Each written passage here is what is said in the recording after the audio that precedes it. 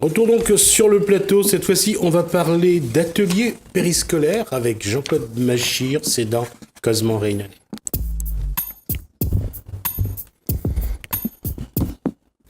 Jean-Claude Machir, bonsoir. Bonsoir Dismi, bonsoir La Réunion. Comment ça va? Bien, heureux.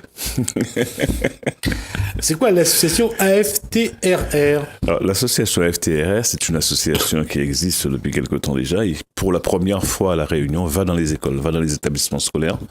On travaille avec des primaires, on leur apprend à parler, on leur apprend à s'exprimer. Vous savez, je travaillais à Réunion Première à l'époque et je parle de mon métier, je parle de ce métier passion, je parle de ce métier que j'ai fait avec beaucoup d'amour, avec lequel je me suis donné sans compter, et j'en parle aux enfants. Je les intéresse à cette activité, je les intéresse à s'exprimer. Les enfants, je ne sais pas si vous avez remarqué, ont du mal à parler à leurs parents. Ils ont encore plus peur de leurs professeurs, ils ont peur de leurs camarades, ils s'entendent pas entre eux. Et la plus grande satisfaction, c'est lorsqu'on a fini ces ateliers où les 3-4 mois avant les vacances, quand le prof vient vous voir et dit « Ah, mais je sais pas ce que vous leur avez fait, ils ont changé ». Que les parents qui ne viennent jamais à l'école viennent vous voir et vous dire « Ah, mais mon enfant, il a changé ». Et qui nous remercient, et ça, c'est génial. Voilà, en fait, la FTR, c'est l'expression orale, l'oralité, donner aux enfants la possibilité de s'exprimer et de les écouter surtout et de leur qu'ils aient confiance en moi, en fait. Qu'ils aient confiance en nous, adultes. Atelier pédagogique donc pour la radio, pour la presse. Aujourd'hui, ils ont quel âge ces enfants d'abord? Ces enfants entre 7 et 11 ans en fait. Ce sont les enfants de CM1, CM2. Et là maintenant sur l'école Eugène Daillot, j'ai les enfants de CE1, CE2 parce qu'ils savent lire et écrire. Ce qui est assez surprenant quand je vous dis ils savent lire et écrire. Je vais parfois dans des écoles où en CE1, les enfants ne savent pas encore bien lire. Donc quand j'arrive dans une école où je vois des gamins de CE1, je suis surpris. Et c'est vrai qu'il y en a de plus en plus, mais il y a des enfants qui malheureusement, ou alors ils lisent un robot, ils vont vous lire un texte en faisant « On m'a dit un jour, c'est le plus beau ». Ils lisent un robot. Ils ont beaucoup de mal à lire. Après, c'est un manque de confiance. Ils sont pas à l'aise. Ils ont aussi le regard des autres, des petits camarades qui les regardent et ça les stresse. Parfois, ça vient de là. Il suffit juste de les donner le micro, de les faire parler dedans, et puis après, ils se libèrent. Et c'est ce qui est agréable, surtout quand on arrive à faire cela. L'objectif donc, c'est l'expression de manière générale, en public si possible. L'expression de manière générale, apprendre à poser des questions, ne pas avoir honte de ce qu'ils sont, d'être à l'écoute de leurs petits camarades et surtout de savoir s'exprimer avec les adultes, de les respecter, de ne pas être violent avec un prof, de ne pas être violent avec soi-même, parce qu'ils sont parfois violents avec eux-mêmes, ils sont parfois violents avec leurs petits camarades. Tout cela pour une petite histoire. Parfois, deux copines qui se sont la gueule, tu leur demandes, mais pourquoi vous êtes fâchés? Ben, m'y connais pas. Alors, ils mettent les deux marmailles ensemble, ben, pourquoi vous êtes fâchés? Ben, m'y connais pas, elle est partie. Et en fait, elle est partie jouer avec une copine, elle n'a pas joué avec moi. Et elles sont fâchées à cause de ça. On a le droit de fâcher, de bouder. La question, quand on amène ces ateliers de périscolaires, de tout ce qui est expression, puisqu'on parle de radio, on parle de presse, est-ce qu'on peut apprendre à un enfant à gérer son émotion à 7 ans? Est-ce qu'on peut lui dire que il vaut mieux faire comme ci, il vaut mieux pas se laisser aller à la colère? Est-ce qu'on arrive à gérer, à lui faire comprendre qu'il doit gérer son émotion? C'est difficile, alors j'ai un autre atout parce que je fais aussi de l'impro et je me sers donc de l'impro. Justement, quand je vois que ça ne va pas, le jour d'après, je leur dis ok, aujourd'hui on fait de l'impro, on lâche prise. Tu vas me faire aujourd'hui, vous mettez face à face, toi tu lui dis un mot gentil et toi tu lui dis un mot méchant. Toi, tu dis un mot gentil et puis on inverse. Et chacun ce rôle-là, j'essaie de les responsabiliser en fait. Et ce qui est sympa et ça marche en fait, parce que les gamins à la fin se disent ouais, mais pourquoi j'ai été comme ça? Pourquoi j'ai été méchant avec lui alors qu'il ne m'a rien fait? Ils arrivent quand même à se poser des questions, ils se responsabilisent. Parfois, pardon les parents, c'est un peu la faute aussi des parents. Si un gamin vient se plaindre, le parent va pas essayer de l'écouter, va pas l'écouter carrément. Donc c'est vrai que ça crée des petites tensions entre les enfants parce que papa, maman m'a pas écouté et voilà. Mais on essaye. On n'est pas des parents, on n'est pas des amis, on n'est pas des profs. Hein. Nous sommes juste là pour leur apprendre à parler.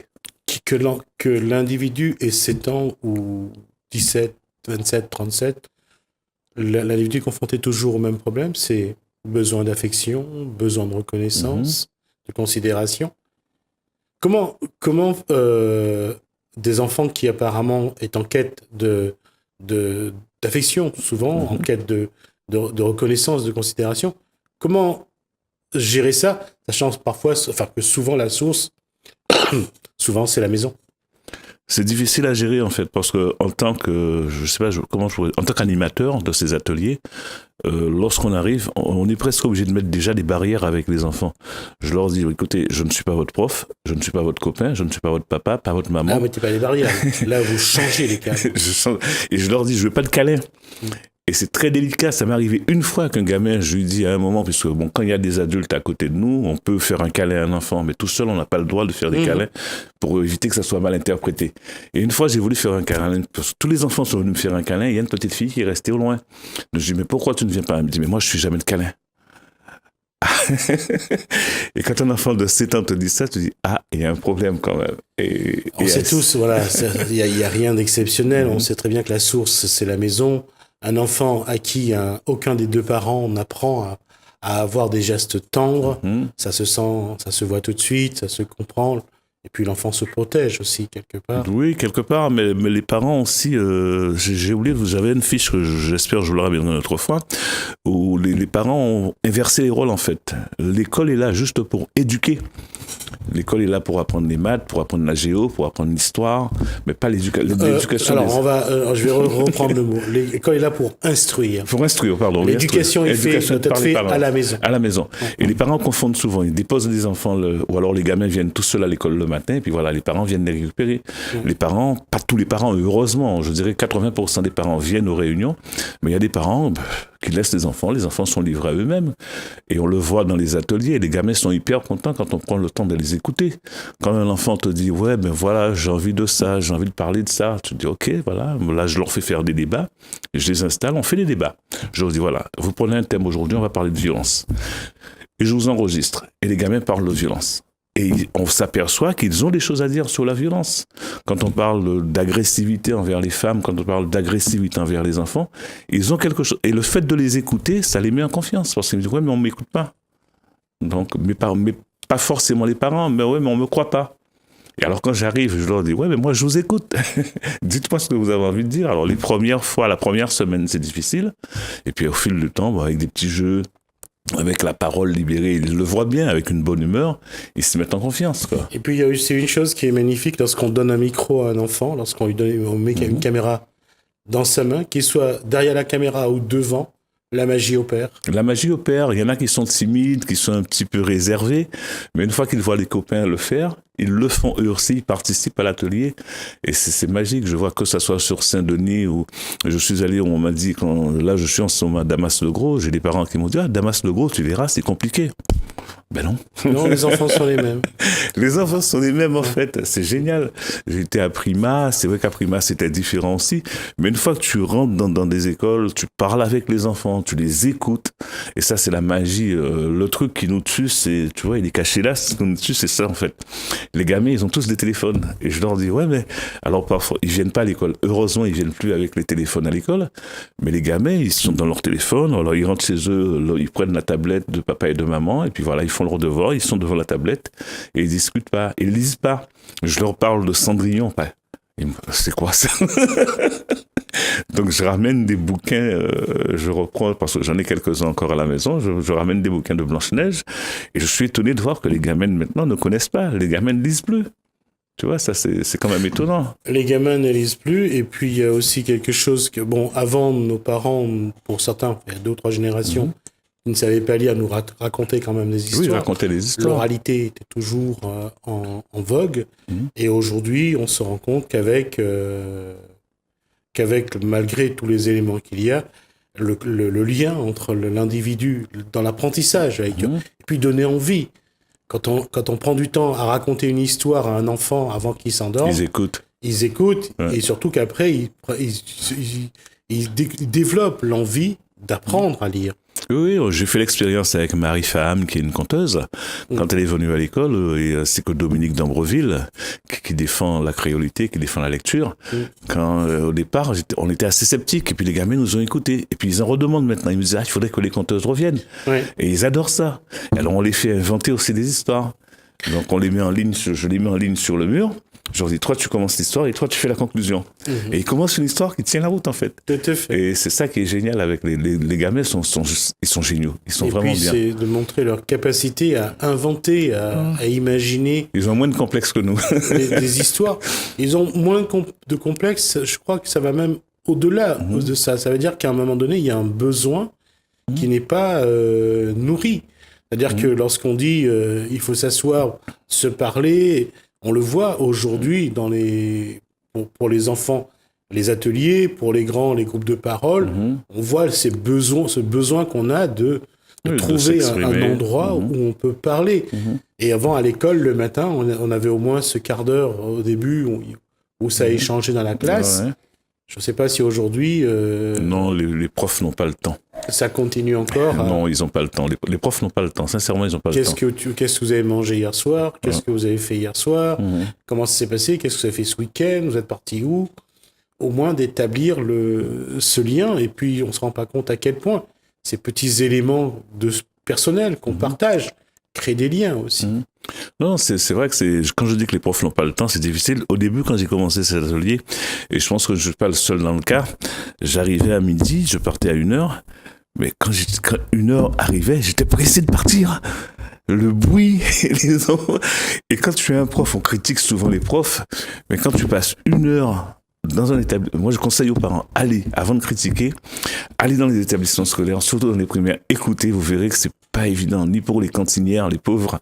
Il y a des moments où elles en bavent, et c'est pas évident. Je pense pas qu'il faille critiquer les professeurs, les enseignants, les professeurs d'école, parce que là on parle de 1h. Eux passent 8 heures. 8 heures, oui, c'est ça. Et moi, je te dis, je passe 1 heure. Et quand je passais l'heure, j'avais qu'une envie, c'était de courir, sortir. Je disais, ouf. Et quand on voit les enseignants de collège ou de lycée qui ont 5-6 classes par jour, qui ont... Je leur tire mon chapeau. Ah non, c'est clair. Je veux dire, il faut aussi remettre les choses à leur place et rendre hommage aux enseignants parce que font quand même faut quand même être à leur place. Ouais, c'est pas facile. Là, on a parlé, il y a pas, pardon de te couper, on a parlé de violence à l'école il y a pas trop longtemps. Il y a eu un sujet d'actualité à la télé. Mais la violence, les gens en parlent parce que c'est national, parce que ça se passe en France. Mais à la Réunion, c'est tous les jours. C'est tous les jours, il y a des gamins qui te mettent la main sous le nez. On connaît pas qui ça est, mon papa. Les gars, ils sont comme ça. Et puis toi, t'es là, tu te dis, mais attends, c'est le monde à l'envers. Des gamins qui se battent avec les ASEM. Des gamins de 7-8 ans. Tu te dis, attends, mais bon, ok, et tu ne peux rien dire, tu ne peux rien faire. Parce que tu as peur des représailles. Tu te dis, mais merde, si je dis quelque chose, enfin les profs, hein, les surveillantes qui sont là ne peuvent rien dire. Parce qu'elles ne savent pas la suite que ça peut donner. Alors il y en a qui sont en arrêt de maladie, qui font des dépressions, mais ça on ne le voit pas parce qu'on est à l'extérieur de l'établissement. Pour être honnête, c'est connu. Même si c'est un secret de Polichinelle, on le sait, on le voit dans les maisons de repos du côté de l'ouest de la Réunion. On voit que, 75% du personnel qui viennent là en repos, ça vient de l'éducation nationale, ça vient du monde des enseignants. Et on peut comprendre pourquoi il y en a qui sont vraiment très, très, très fatigués. Oui, c'est fatigué. Ça reste un bel outil. Et puis après, c'est à nous de savoir l'exploiter. C'est aussi aux parents de se responsabiliser un peu plus et d'aider en quelque sorte les profs, d'aider ces enseignants, d'aider ces personnes qui travaillent dans les établissements scolaires. Il y a une école du côté de Saint-François qui a fait un truc, qui a mis je ne sais pas comment ça s'appelle, pour mesurer le bruit.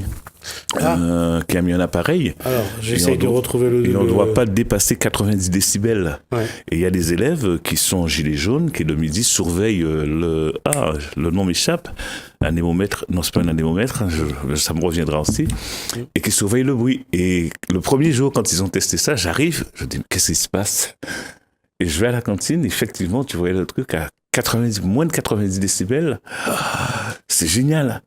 C'est vraiment bien ça. Saint-François, quand tu veux, si un jour tu veux y aller faire un reportage là-bas, tu diras, et la cantine, ça se passe bien. Les enfants, après, ils sont plus détendus, en fait. Parce que c'est le paradoxe, que quand il y a du bruit, tout le monde élève la voix. Tout le monde parle. tout le monde parle plus fort. Et après, c'est l'escalade. Et à un moment donné, on n'entend plus personne. Et parce que... Ah non, mais c'est un système qui est pas mal. Voilà.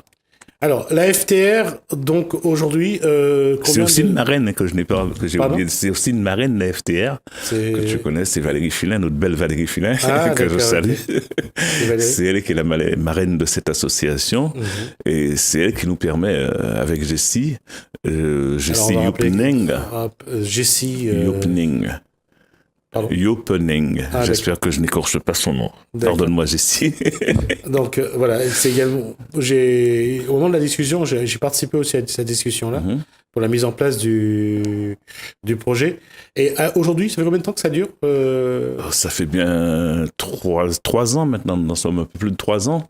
Et on a un agrément maintenant du rectorat, donc ce qui est quand même agréable et réconfortant. Nous sommes un peu plus d'une dizaine d'animateurs de toute radio confondue, de toute presse et de tous médias confondus, à aller dans ces écoles, parler à ces enfants, leur enseigner notre métier, pas leur enseigner notre métier, c'est un bien grand mot, mais leur donner envie un jour peut-être de découvrir ce qu'on fait.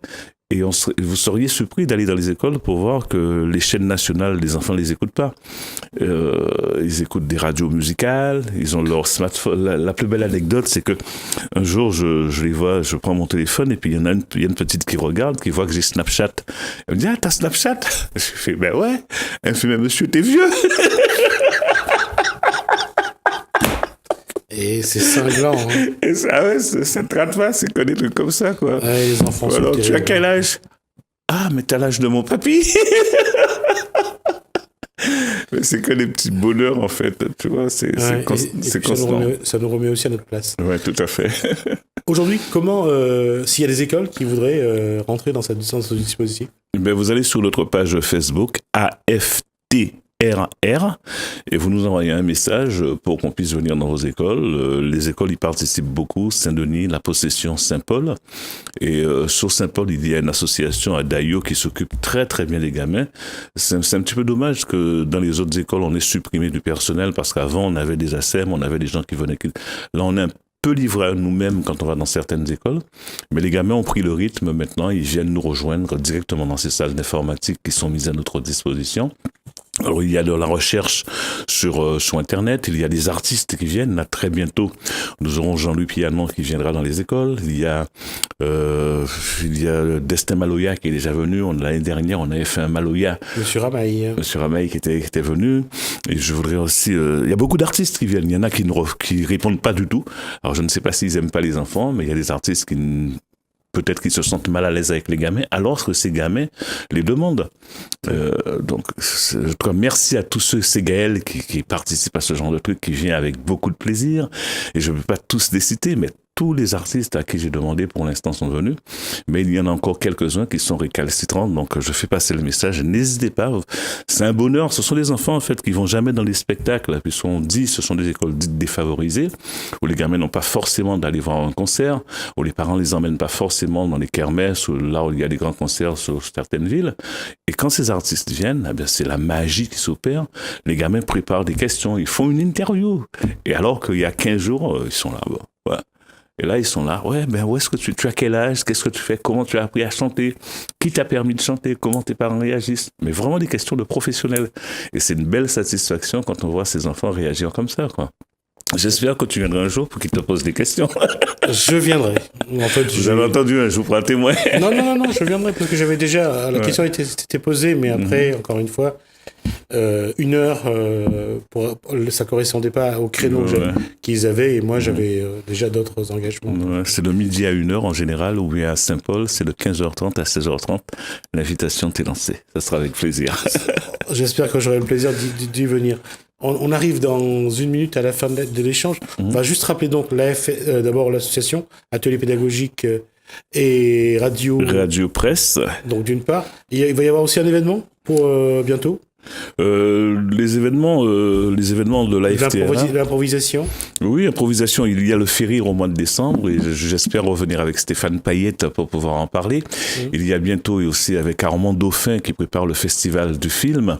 Ça se passe à la Ravine des Cabris. Et si je ne me trompe pas, Armand, ça doit être la 3e ou 4e édition cette année. On reçoit des artistes internationaux. Ça se passe du côté de la Ravine des Cabris du 21 novembre au 24 novembre, et puis plein d'activités qui viendront, que ce soit sur les opérations, sur le Férir. il faut venir. C'est quelque chose. Par exemple, c'est avec le mot, on te dit timbal, et tu dois faire une pièce de 3 minutes. Et il y en a chez nous, il y a des créoles, les gars, quand tu les vois, tu te dis, mais pas possible, ils ont préparé un texte. Mais rien, non, ils improvisent. Voilà, impro. Justimi Ramadou, impro. Jean-Claude Machir, ça sera pas de l'impro, ça sera quelque chose de tout. Sans papier. Merci d'être venu, en tout cas, et au moins parler d'abord de la FTRR. On aura l'occasion de parler d'impro, de faire rire après, en vous recevant de nouveau. Merci, ça a été un plaisir, Jean-Claude. Ce fut aussi un plaisir partagé. À bientôt. Merci à vous de nous avoir suivis.